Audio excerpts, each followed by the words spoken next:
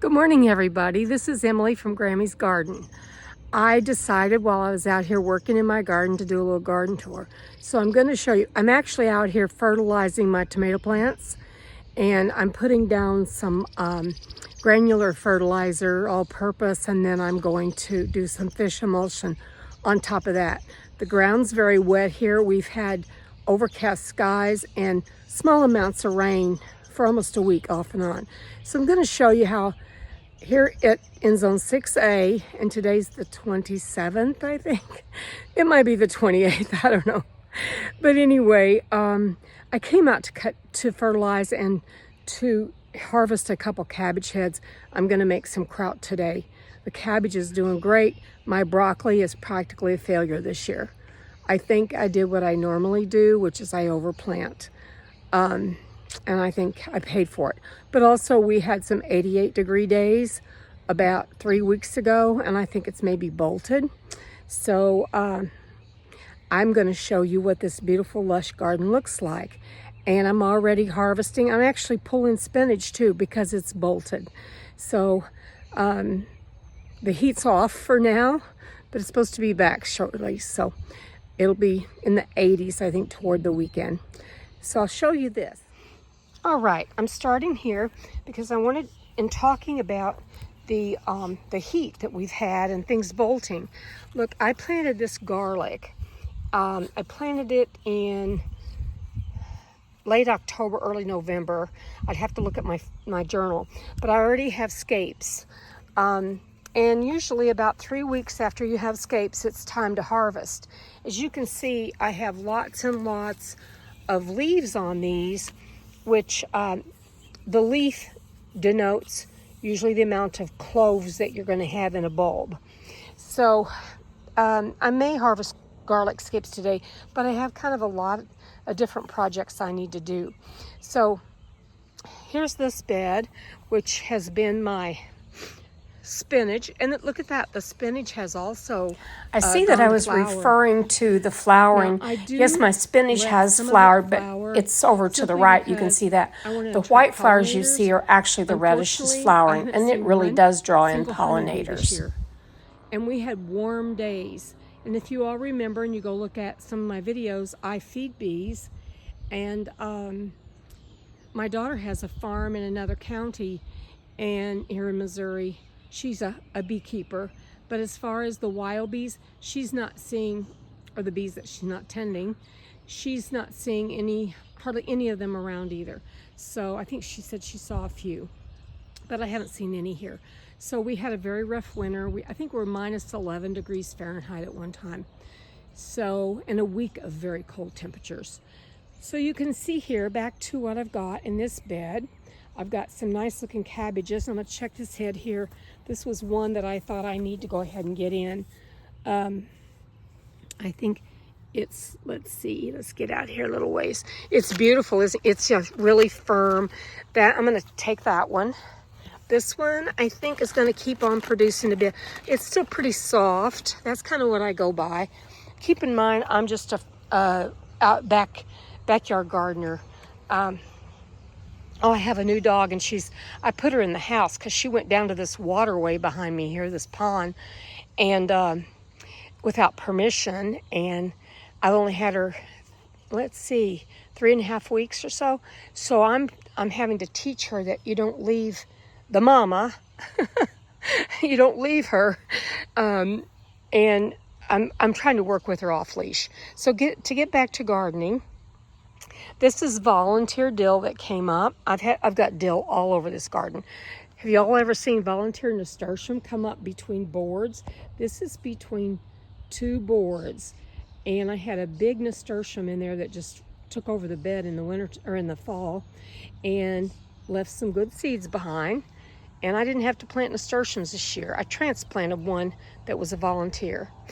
So in here, I have beets. And I always pickle my beets. Well, not always. But the beets that I just canned plain last year, we haven't eaten a jar.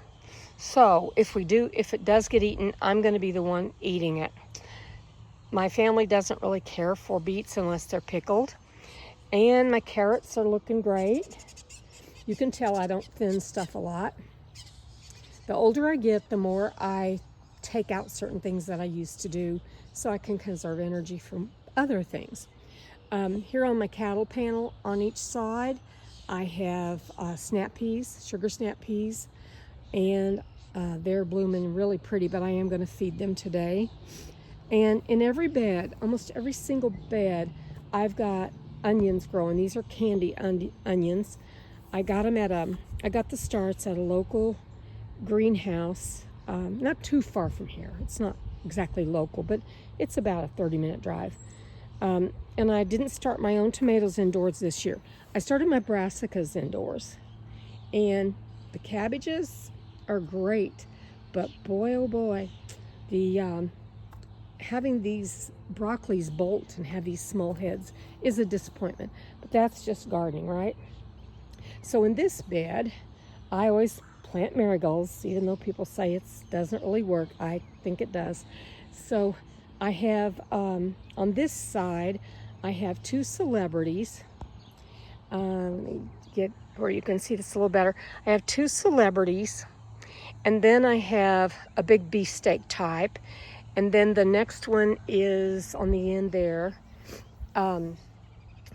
let's see, it's a Sweet Cherry 100, and I have 3 of those planted. On the other side here, I have 4 Old German, and that I didn't plant my beloved Cherokee Purple this year. My granddaughter planted one. Maybe we'll have some of that heirloom, but these should do really well. You see, my potatoes are blooming. I just love the Kennebecs. These are Kennebecs, and on the far side of the Kennebecs, because Kennebecs are taller, I have red Pontiacs. Yesterday afternoon or early evening, I dipped down in there, and I didn't dip, I dug with my hands, and I dug out 3 potatoes that were red potatoes, the Pontiacs, and I boiled them with some green beans for supper. And that's that bed, along with the marigolds. And let's see, let's go up here. I have some romaine lettuce that's just making the most beautiful heads. And you all can see, I don't do very logical gardening. I do gardening like I want to do it.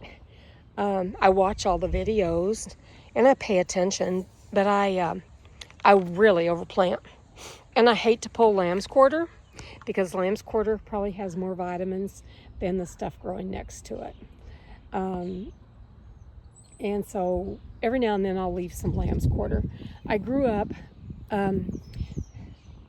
with my grandmother taught my sister and I to forage for poke, and we grew up in the Ozark Mountains, and we foraged for poke and lamb's quarter and sourdock is what we learned. And I think she probably found more stuff. But so the bed over there is my failed broccoli, and there's onions. There's onions everywhere. And on the far side, I have 3 rows of green beans. And then here you'll see, there's my rooster. I've got sweet peas. These, as I said, they're sugar snap on both sides. Now what I did last year, and what I'll probably do this year, is I will go ahead and plant some pole beans, because as you can see, these, I left them this year. I love to use them. Canning them, I do it, but boy, oh boy, the strings. I sit and string and string and string, and I still end up with strings. So I don't know about that. Here is that little nasturtium that I saw a volunteer, and I replanted it, but it's not in a very good spot. We just haven't had any sun. And then back in there is a basil. I love the way they get huge in the heat, and the bees are very attracted to them. So I've already scattered this all-purpose fertilizer around. I do a circle around about where I think the roots are reaching, and then I'm going to come through with fish emulsion. And the onions are just looking beautiful. They're starting to bulb. I mean, it's just not even June yet. Things are kind of moving at a warp speed, it seems like, for me, with the weather we've had. I'm going to show you what's good and what's bad. There's always good and bad in gardening, right? Maybe you all don't have that problem. This one's just so firm that I'm definitely going to cut it and take it in. So I'm going to make, I'll probably end up with 3 to 4. I think I'll end up with 3 to 4 jars of kraut today. I ferment kraut, and I have my last jar in the refrigerator that I'm eating on. Now I'm going to show you, if I can get around this little chair here. I bring a chair out and pick strawberries. Isn't that lazy? So, see what I mean? Look at this. Last year and the year before, I had these huge, huge heads. And even with these cool temps, they're wanting to flower. They really are wanting to flower badly. And I'm ending up with nothing. I think I'm going to just go ahead and harvest them and probably leave 1 or 2. Again, I love the floral part that comes when they go to seed. But in this space, I need this space. I don't have enough garden space. I need it, and I'm going to plant something in here. And it may be something fun like corn. Who knows? I don't know. I'm going to show you the waterway back here I'm talking about. It's not a waterway. It's actually a runoff. This used to be farmland, and back in here, there's all farmland. But this used to be farmland before it was developed. And as a result, there was no drainage. And the developer built this. I was walking my dog on that path back there. There's a walking path back there that a few of my neighbors and I use, and it's good for dog walking. But I came across a huge, big old snake all coiled up there the other day. My dog went right past it and didn't see it, but I saw it because I have some balance issues, so I was looking at the ground the whole time, and I saw him right there at the edge of the path, and I mean on the path edge. And there's snapping turtles out in here. There's also a muskrat. I love it. I just love it. When I moved here, I thought, oh, this is going to be like mosquitoes, and I haven't seen a mosquito. There's so many dragonflies, so many birds, so much wildlife. I feel like it's a real gift to me. If y'all remember seeing my weeping willow from last year, look at that baby now. Wow, it does good. So it's done good. And I've got some garlic in here that came up volunteer. I don't know how I missed that guy. So we're going to go over here and look at something else. My blackberries. I've mentioned that in videos last year. And then I've got strawberries everywhere that I need to pick. I've picked and frozen. I'm not complaining. Do you all remember the video of last year when pill bugs were eating everything? They were taking my brassicas down the day I would plant them. I'd come back the next day and they'd be gone. They'd be like sawed off and eaten on, like right at ground level. And it was pill bugs. I mean, there was like thousands of those things, and I'm not exaggerating. So this is my first year that I'm going to have blackberries. This is this plant. I planted it in 23 in the fall, and it's just doing great. It's going to take over this bed, and I'm fine with that. I like blackberries better than strawberries. My new little dog eats strawberries with me. We come out here and graze. The blueberry plant, it's a bust. It's not doing good in that soil. I think that's the problem. And everywhere I go, I have dill. I'm going to have plenty of dill for dill pickles. And then here is this little bed. Everywhere I look, I'm seeing, there's more sauerkraut. And believe me, I love it. The health benefits of sauerkraut, if people knew what wonderful, wonderful probiotics that we could be taking in if we made cabbage or took cabbage. And I see a pea. Now I'm like a kid out here in the garden. I'll tell you, I'm like, everything's catching my attention. But look at that. Look at that. I've got a pea. And see, here what I normally do is I just grab that and eat it. I graze out here. I graze on the spinach and the lettuce particularly, and on the beets. Okay, over here I have green beans. There's that gorgeous head of cabbage that I am going to take in. And in this little grow bag, because I didn't have room, is zucchini.